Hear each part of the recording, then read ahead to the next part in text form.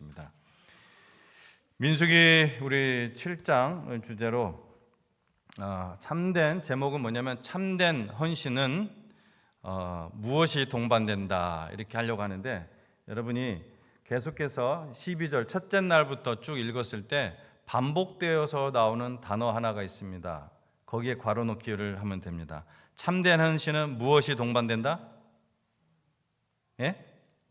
예, 헌물이 동반됩니다. 헌물이 동반됩니다. 민수기 7장은 헌신에 이은 헌물의 참된 의미가 무엇인지를 우리에게 말씀을 하고 있습니다. 그래서 진정한 헌신은 여러분 헌물을 동반한다는 것은 하나님의 말씀입니다. 어떤 목사 이야기가 아니라, 어떤 신학자 얘기가 아니라, 혹은 믿음 좋은 어떤 사람의 얘기가 아니라 하나님의 말씀은 참된 헌신은 헌물이 반드시 동반된다 말씀을 하고 있습니다. 나의 삶을 하나님 앞에 드림으로 우리는 하나님 앞에 헌신됩니다. 그러나 민수기 7장에 보면은 계수나 헌신으로 끝나지 않는 것이죠. 7장 2절 말씀에 이스라엘의 지휘관들 곧 그들의 조상 가문의 우두머리들이요 그 지파의 지휘관으로서 그 계수함을 받은 자의 감독된 자들이 헌물을 드렸으니, 본문에 나오는 헌물이 상징하는 것은 바로 뭘까요? 희생입니다. 희생. 헌물은 내가 소유한 것 중 소중한 것을 하나님께 드리는 것입니다. 나에게 가장 소중한 거, 내가 잃어버리면은 이건 잊어버린 걸로 생각하지 뭐, 이게 아니라 꼭 찾아야만 할 정도로 아까워하는 것을 하나님께 드림으로 말미암아 이 헌신과 혹은 서원이 완성되는 것입니다. 그러므로 헌신은 항상 헌물을 동반합니다. 우리가 진정으로 하나님을 사랑하면은 헌신이 헌물로 나타납니다. 우리는 사랑하지 않으면은 절대 손해를 보려고 하지 않습니다. 저는 경제적으로 매우 어려운 가정 속에서 크고, 또 대학교 등록금도 집에서 대주지 못하고 다른 분이 내줘서 갈 수가 있었습니다. 첫 학기는. 대학교 때 제 아내를 만나서 데이트를 하는데 데이트할 돈도 없어서 최대한 돈이 안 들어가게 만났습니다. 어쩌다 밥을 먹고 또 가다가 떡볶이라도 먹어야 되면은 제 아내가 다 내고, 또 제가 입고 다니는 옷이나 신발도 변변치 않아서 집사람이 다 사줬습니다. 요즘 같으면 이런 남자 안 만나겠지만 옛날이라고 쳐도 왜 그렇게 손해를 보면서 저를 만났을까요? 그만큼 사랑했기 때문입니다. 제가 울산에서 군복무를 했습니다. 군복무를 했는데 이 울산 지역에 어떤 어정쩡한 데가 아니라 거기도 최하단인데 간첩이 넘어왔던 해안이었어요. 그래서 간첩이 넘어왔던 해안에서 아주 가까운 곳이었어요. 그래서 철책이 다 있었습니다.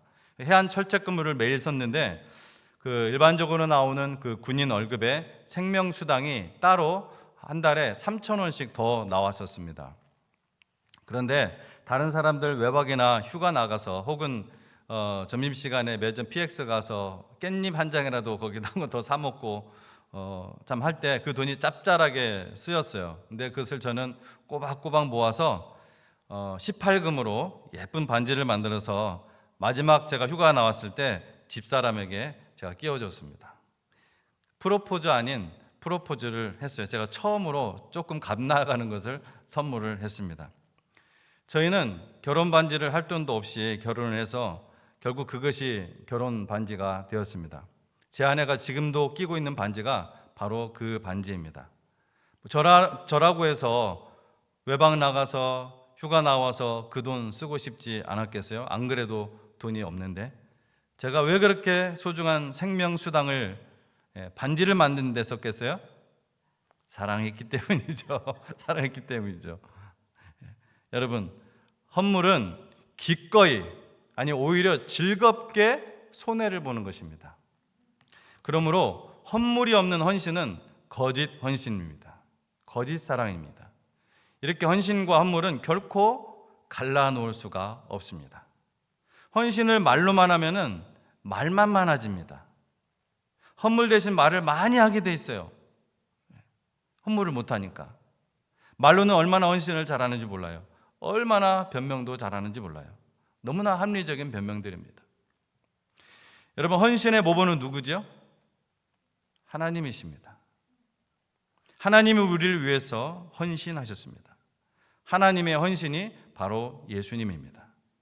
하나님이 우리를 사랑하셨습니다. 여러분, 그 사랑을 어떻게 표현하셨죠? 전능하신 하나님이 어느 날 우주의 별을 다 그냥 보석같이 수놓아서 우리에게 I love you 라고 밤하늘에 쓰실 수 있습니다. 또 우리는 그것을 보고 감탄할 수 있습니다. It's amazing. 하나님 놀랐습니다. 저를 이렇게 사랑하시다뇨 라고 소리칠 수 있습니다. 그러나 하나님은 그렇게 하지 않으셨습니다. 하나님은 하늘의 별을 가지고 수를 놓으시지 않고 대신에 하나님의 독생자 아들, The only begotten Son을 우리에게 내어주셨습니다. 사랑하시는 독생자 예수님을 우리에게 보내셨고 우리의 죄를 대신 짊어지셨습니다. 완전하신 예수님이 죄인의 짐을 지고 십자가의 길을 걸으셨습니다. 그렇게 우리를 구원하시고 영원한 생명을 회복시켜 주셨습니다. 이렇게 하나님은 하나님의 그 사랑을 자신의 모든 것을 희생하심으로 다 내어주심으로 보여주셨습니다. 여러분, 이 세상에 하나님의 아들 독생자 예수님께서 흘리신 그 피 한 방울보다 소중한 것이 아버지 하나님께 있을까요? 온 우주를 다 준다 해도 사실 하나님 것이지만 그 우주마저도 하여튼 무엇을 다 준다 해도 독생자 예수님의 희생의 그 피 한 방울과 결코 바꿀 수 없을 것입니다. 지금 우리가 받은 구원이 아무 조건 없이 거저 받은 것이지만 그 뒤에는 항상 하나님의 희생이 있었습니다. 하나님의 독생자 예수님의 희생으로 우리가 영생을 얻은 것입니다. 하나님은 천사를 보내서 이 십자가를 지게 하시지 않았습니다. 어쩌면 이런 방법도 쓰실 수 있겠다 하는 생각을 제가 한 적이 있습니다. 예수님을 한 여인에게 태어나게 하시고 또 자라나게 하시는 것이 아니라 그냥 공생에 시작하실 때 짱 하고 그냥 성인으로 보내시는 방법도 있지 않았을까? 그렇게 하셨다면 약 30년 동안 이 땅에서 인간으로 겪어야 하는 그 모든 육체적인 수고와 질병과 인간으로서의 그 고뇌를 겪으실 필요가 훨씬 줄어들었을 텐데. 여러분 생각해 보세요. 그렇게 30살 때쯤에 딱 짱하고 나타나셔서 제자들을 부르시고 가르치시고 마지막 십자가를 주시고 죽으시고 부활하심으로 복음 사역을 이루셔서 우리를 구원하신다고 하나님께서 그렇게 정하셨어도 그 어느 누구도 감히 토를 달 사람이 없습니다. 그것만으로도 감당 못할 사랑이에요. 그러나 하나님은 그렇게 하지 않으셨습니다. 왜요? 하나님은 너무도 우리를 사랑하시기 때문입니다. 우리를 너무도 사랑하시는 만큼 죄를 또한 그렇게 너무나 미워하시기 때문에 사람이 겪는 그 모든 과정들을 스킵하는 것이 아니라 겪게 하셨습니다. 인간의 육체적인 질고, 인간이 겪는 모든 정서적 고뇌를 겪으시는 것이 필요했습니다. 여러분, 교회가 어떤 조직이 아니라 주님의 몸이라는 것을 우리는 너무나 잘 압니다. 우리가 주님을 사랑한다면 주님의 몸인 교회를 사랑하는 것입니다. 주님을 사랑한다고 하면서 주님의 몸인 교회를 사랑하지 않는다면 그것은 모순입니다. 가짜이거나 거짓말입니다. 또 주님의 몸인 교회를 사랑한다면 지금까지 우리가 민수기 7장을 통해 상기한 것처럼 반드시 헌신이 따라야 합니다. 교회에 헌신해야 합니다. 그 헌신의 진위는 헌물에서 나타납니다. 헌물이라는 용어는 물론 물질적인 것, 즉 헌금이나 기부를 말하는 것이지만 그것의 기본 정신은 무엇일까요? 본질적인 정신은 무엇일까요? 그것은 내가 너무나 소중하게 생각하는 것, 아까워하는 것, 잃어버리기 싫은 것, 깨지기 싫은 것을 하나님께 드리는 것입니다. 그것이 헌물의 본질입니다. 사람이 가장 여러분 소중하게 생각하는 것은 무엇일까요? 여러분 한 사람으로서 여러분에게 가장 소중한 것은 무엇입니까? 생각해 보세요. 여러 가지 몇 가지 정도는 생각이 나겠지만 나 자신에게 정말 소중하고 아깝고 지켜야 하고 다치기 싫어하고 잃어버리면 마치 내 존재 자체가 사라져 버릴 것 같은 거, 내 인생의 비극으로, 완전한 비극으로 느껴질 것 같은 거, 그거 뭡니까 여러분? 무엇이 떠올라요? 그것은 사람의 마음입니다. 여러분은 평소에 느끼지 못할지 모르겠지만 여러분이 정말 소중하게 생각하는 것은 여러분 마음 다치고 싶어 하지 않습니다. 여러분 마음 너무나 소중하게 느끼고요, 아깝고요, 지키고 싶어 하고요, 그 마음 잃어버리면 마치 내 존재가 사라져 버릴 것 같은, 내 마음을 상처해보면 내 비극으로 끝날 것 같은, 어떤 면에서 가장 소중한 것은 여러분의 그 마음입니다. 여러분 솔직하게 말씀드립니다. 주님의 교회를 위해서 헌신하면은 거기에는 보람도 있고 기대도 있고 즐거움도 있을 것입니다. 하지만 종종 여러분의 마음은 아플 것입니다. 여러분의 마음이 상처도 받을 것입니다. 깊은 상처도 받을 것입니다. 울 때도 있을 것입니다. 여러분은 고독을 느낄 것입니다. 그 짐이 너무도 무겁게 느껴져서 확 그만두어버리고 싶을 것입니다. 하루, 이틀, 일주일이 지속될 수도 있습니다. 괜찮아진 것 같다가도 그와 같은 고뇌는 또 다른 모습으로 또다시 찾아올 것입니다. 사실 주님을 사랑해서 주님의 몸된 교회를 위해 온 마음으로 헌신하는 사람들일수록 그런 일들이 더욱 생생하게 느껴집니다. 대충 하는 사람들에게는 그런 것들이 잘 느껴지지 않습니다. 그런 일들은 내가 주님의 나라 들어갈 때까지 끝나지 않을 것입니다.